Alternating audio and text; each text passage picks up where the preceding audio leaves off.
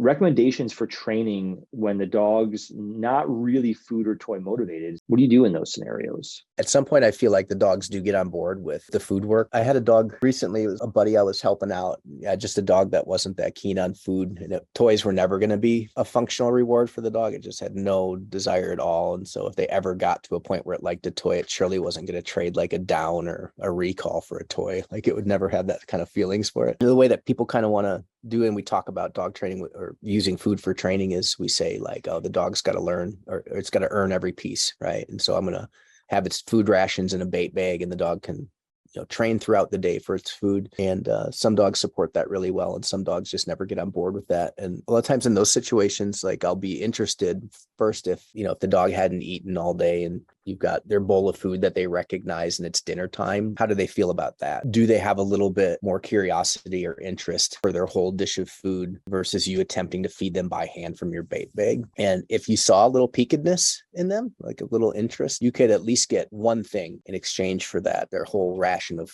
food in the evening. And at that point, if it's less about repetitions and like getting this dog on board for longer sessions and teaching them, through multiple reps, you might be able to at least focus on a couple of important things, like either just their name or a recall, and it can equal their dinner or their bowl of food.